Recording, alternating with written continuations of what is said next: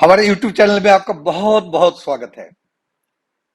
शुरू करने से पहले मैं आप सबको होली की बहुत बहुत मुबारकबाद देना चाहता हूं। यह रिकॉर्डिंग मैं होली की पूर्व संध्या पर कर रहा हूं और यह वीडियो कल एक्टिव हो जाएगा जो होली का दिन होगा। तो हमारी ओर से होली की शुभकामनाएं आप सभी के लिए। आपका जीवन बहुत रंगमय हो, जीवन बहुत खुशियां हो और आप बहुत वेल्थ एक्युमुलेट करें ताकि किसी तरह की फाइनेंशियल डिफिकल्टी आपको न हो। इन्हीं शुभकामनाओं के साथ हम आगे बढ़ते हैं। आज हमने एक इंडस्ट्री सेक्टर को चूज किया है जो कि किसी भी इकोनॉमी के लिए काफी बजिंग सेक्टर होता है और इसी सेक्टर में एक फंडामेंटल स्ट्रक्चरल चेंज हो रहा है इंडिया के अंदर। तो मैंने सोचा कि सेक्टर के कुछ स्टॉक्स है जो आपके सामने लाऊं। तो आज मैं आपसे 4 स्टॉक के विषय में बात करूंगा और चारों स्टॉक मेरे दृष्टिकोण से लंबे अवधि के लिए होल्ड किया जा सकता है। यह वेल्थ क्रिएटर साबित हो सकता है। इसमें से कुछ हो सकता है आज आज के भाव में ही आपके लिए बहुत उचित हो और कुछ के लिए आपको परीक्षा करने की जरूरत हो। तो मुझे लगता है कि मिड कैप और स्मॉल कैप शेयर्स में आपको खरीदने का मौका फिर मिलेगा। अभी कुछ दिन पहले 6% 7% के करीब बाजार गिरा था इस सेक्टर का। उसके बाद फिर अभी ऊपर चढ़ना शुरू हुआ है, तो आप अपने हिसाब से इस पर एक्युमुलेट कर सकते हैं। आगे बढ़ने से पहले मैं आपको कहना चाहूंगा कि शेयर बाजार के लिए इन्वेस्टमेंट के लिए मैंने एक सेट ऑफ कोर्सेज बनाए हैं जो drvishram.graphy.com पर है। आपसे अनुरोध है कि इसको जरूर विजिट कीजिए। इसमें आपके लिए मैंने एक फ्री कोर्स रखा है जो कि जनरल आइडिया देता है। उसमें करीब 1 सवा घंटे का वक्त लगेगा और अगर उसके अलावा 5 कोर्सेज हैं जो पेड कोर्सेज है, पैकेज के रूप में आता है। पैकेज में करीब करीब 3900 के आसपास आपको खर्च करने होंगे और 12 से 15 घंटे अगर आप समय देंगे तो आपके लिए यह विषय बड़ा ही मनोरंजक हो जाएगा और आपको बहुत मन लगेगा एज ए साइड एक्टिविटी करने में। निसंकोच आप अपनी एक्टिविटी में बने रहिए। आपका जो प्राइम बिजनेस है या नौकरी है उसमें बने रहिए, लेकिन साइड वाइज इसमें करने में कोई दिक्कत नहीं है। हमने इसे बहुत लाभ उठाया है, इसलिए मैंने सोचा आप तक इसको लाया जाए। तो आज मैंने जो सेक्टर चुना है वो फाइनेंशियल सेक्टर है। फाइनेंशियल सेक्टर बहुत बड़ा सेक्टर है जिसमें बैंक्स है, एनबीएफसीज है। बैंक्स कई साल पहले तक काफी एक्टिव रहा करता था। एक दौर था जिसमें प्राइवेट बैंक का दौर आया, जिसमें एचडीएफसी और कोटक ऐसे बैंक बाजार के डार्लिंग थे। आज इस बैंक का वैल्यूएशन बहुत अच्छा है, लेकिन बैंक चल नहीं रहा।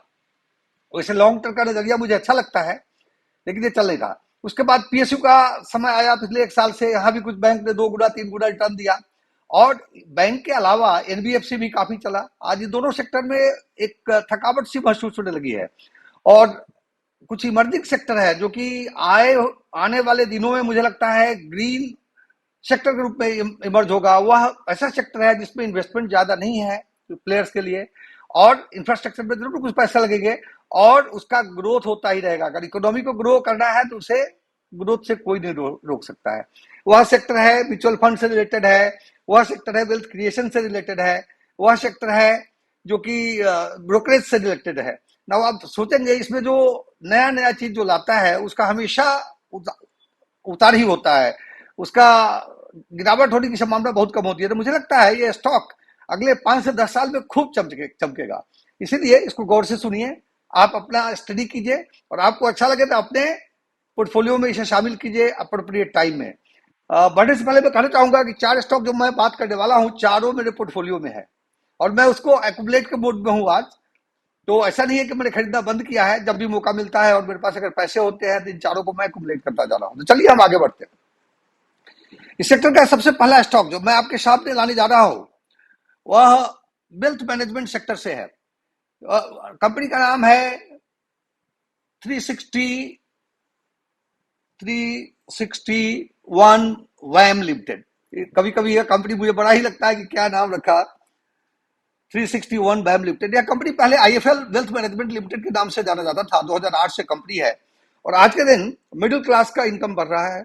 सॉफ्टवेयर इंडस्ट्री और बहुत सारे एमएनसी जो अपने देश में है, जिसके चलते यहाँ के मिडिल क्लास का इनकम काफी आगे बढ़ता जा रहा है और उनके पास सरप्लस फंड है। उनके पास वक्त नहीं है कि वो अपना फंड स्वयं मैनेज कर सके। तो ओबियसली जो वेल्थ मैनेजमेंट कंपनी है इसमें काफी चढ़ाव का मौका दिखता है, इसके ग्रोथ काफी अच्छे होंगे। और इस कंपनी को अगर आप देखें, अगर इसका आरओसी 13% का है, 13.5% का, और इसका अगर आप पी देखें तो 33 का है। जो चारों कंपनी की हम बात करने वाले हैं इसमें कम पी का केवल एक स्टॉक होगा। अदरवाइज इस तरह के स्टॉक आपको के लिए 33 पी बहुत ज्यादा नहीं है। इसका रेवेन्यू स्प्लिट अगर आप देखें तो 83% वेल्थ मैनेजमेंट सर्विस से आता है और 17% एसेट मैनेजमेंट से आता है। प्राइस पर हम थोड़ा गौर करते हैं। इसका पी रेशियो को अगर आप देखें, देखिए प्राइस इसका 50 डेज मूवी का एवरेज के नीचे चल रहा है आज के दिन, तो बुरा नहीं है, क्योंकि आइडियली अगर 200 डेज मूवी का पर मिल जाए अपने को तो बहुत बढ़िया है, लेकिन यह 250 डेज मूवी का एवरेज तो बुरा नहीं है। अगर इसके पी रेशियो पर हम गौर फरमाएं, अब देखिए इसका कैसे ट्रांसफॉर्म हो रहा है, पिछले 2 साल का अर्निंग्स ईपीएस कैसे बढ़ रहा है, और पी इसका एवरेज पी रहा है करीब 36 के आसपास, समथिंग लाइक इसके जो मिड पी रहे हैं 28 के आसपास रहा है पी। आज का पी इसका करीब करीब 35-33 है, थोड़ा सा पी ज्यादा है, लेकिन इसको देखते हुए अपने पोर्टफोलियो के लिए अकुमुलेट करने का एक बहुत सुनहरा मौका हो सकता है। इसमें जैसे बजाज फाइनेंस और चोला फाइनेंस जो कंपनियां है, एनबीएफसी का है, अगर इसको एचडीएफसी एएमसी से कंपेयर करें, हालांकि एग्जैक्ट कंपेरिजन का नहीं है, तो 45 इसका पी है एचडीएफसी एएमसी का, इसका 33 है, तो मेरी समझ से बहुत बुरा नहीं है इस प्राइस के ऊपर में। लेकिन आप अपना नजरिया स्वयं बढ़ाए और इसको आगे के लिए इसको आप अकुमुलेट कर सकते हैं। दूसरा स्टॉक जो आज मैं बात करने वाला हूं वह म्यूचुअल फंड का दिग्गज स्टॉक है, CAMS computer age management system. इसमें 2 स्टॉक है, एक ये है, दूसरा के फिनटेक है। कैम्स ओबियसली बड़ा है काफी, और के फिनटेक सेकंड है। कैम्स का 48-49 का पी है आज के दिन, और इसका आरओई देखिएगा, रिटर्न इक्विटी 40% का है, और सेल्स ग्रोथ देखिएगा 3 साल का तो 20% का रहा है, सेल्स ग्रोथ 12 साल का रहा है, 3 साल का प्रॉफिट ग्रोथ 20% का रहा है। Company mutual fund transfer agency है, आरटीए का काम करती है। It provides investor services, distributor services, asset management. Distributor services इस रूप में प्रोवाइड करता है कि डिस्ट्रीब्यूटर इम्पैनलमेंट और इनके जो डिस्ट्रीब्यूटर के अदर सर्विसेज होते हैं सब ये प्रोवाइड करता है, उसके रिपोर्टिंग एक्सेट्रा एक्सेट्रा प्रोवाइड करता है। Largest registrar and transfer RTA है, लार्जेस्ट है, इसके करीब 70% मार्केट शेयर है। सेकेंड लेवल में इसके केफिनटेक आता है, जिसका मार्केट शेयर इससे बहुत कम होगा, और कुछ दिन पहले, साल दर साल पहले केफिनटेक के कंट्रोवर्सी में भी था। तो उसको देखते हुए मुझे लगता है कि कैम्स लीडर है। जब भी आप निवेश करते हैं किसी सेक्टर में, अगर लीडर के साथ आप निवेश करें तो एक अच्छा मौका होगा। और आज के दिन अगर कैम्स का मार्केट शेयर आप देखेंगे तो करीब 15,000 करोड़ का है, जो कि ज्यादा नहीं है। या लाख करोड़ का रिजर्व करता है तो 5 गुना 6 गुना कम हो जाएगा।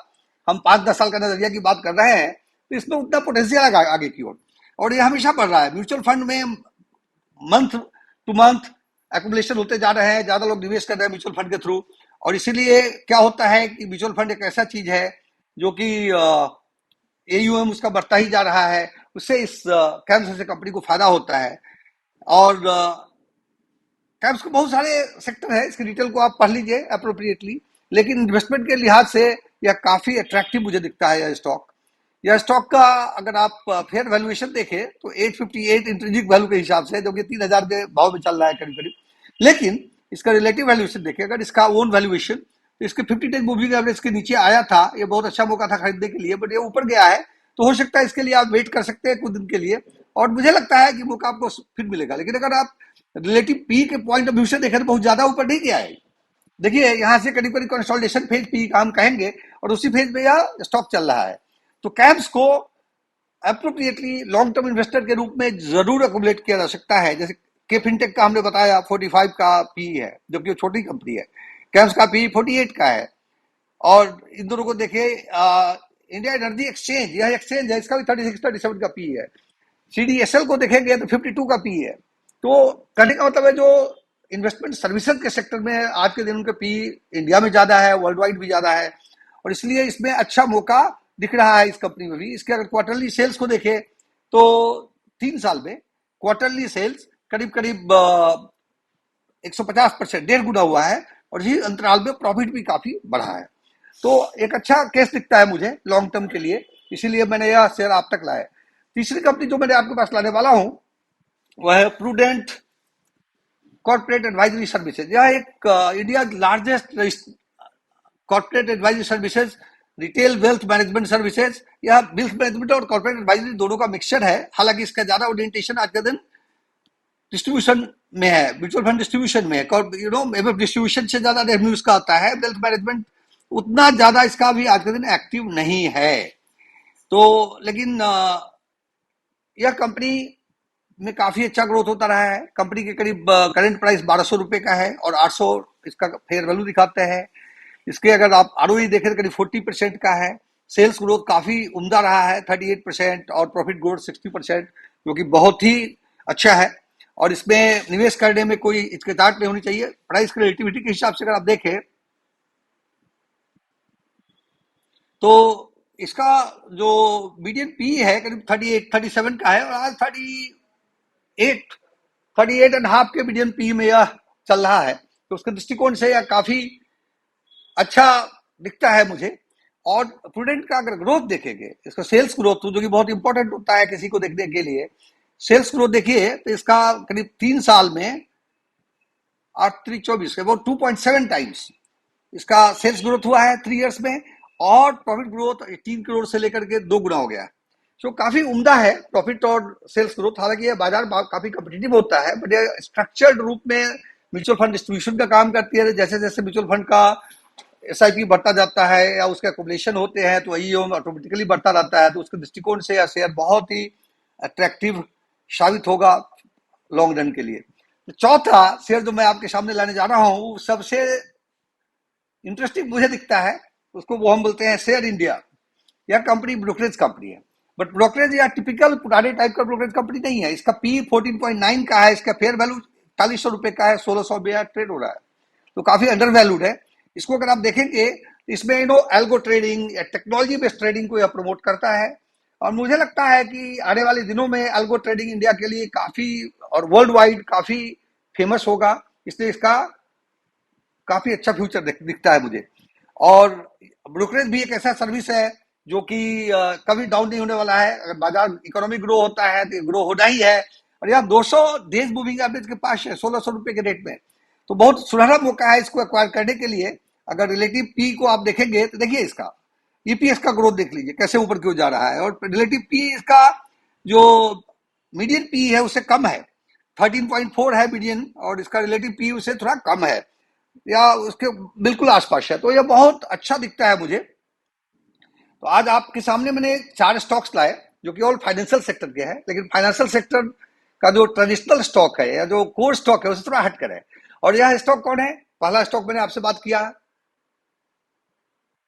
361 वेल्थ मैनेजमेंट, जो वेल्थ मैनेजमेंट से है। उसके बाद हमने कैम्प्स की बात करी, उसके बाद प्रूडेंट एडवाइजरी सर्विसेज की बात की, और चौथा स्टॉक हमने शेयर इंडिया लाया आपके सामने। चारों स्टॉक जैसा कि मैंने पहले बताया हमारे पोर्टफोलियो में है। Long term investment point of view से मुझे बहुत अच्छा दिखता है। इसका आप ज्यादा अध्ययन कर लें, अपने एडवाइजर से आप सलाह करें जो आपके इन्वेस्टमेंट एडवाइजर है, और अपना डिसीजन स्वयं लें। इस वीडियो का पर्पस केवल एजुकेशनल है और आप तक यह संदेश लाना मेरा काम है। एक बार फिर खत्म करने से पहले होली की बहुत सारी शुभकामनाएं, और हमारे चैनल से जुड़ने के लिए मैं बहुत धन्यवाद देता हूं। अगर आपने इस चैनल के साथ अपना संबंध स्थापित नहीं किया है तो कृपया इसे सब्सक्राइब करें, वीडियो को जरूर लाइक करें, क्योंकि आपका एक एक लाइक इस उभरते हुए चैनल के लिए बहुत सदुपयोगी सिद्ध होगा। Thank you so much for your time. जय हिंद, जय भारत।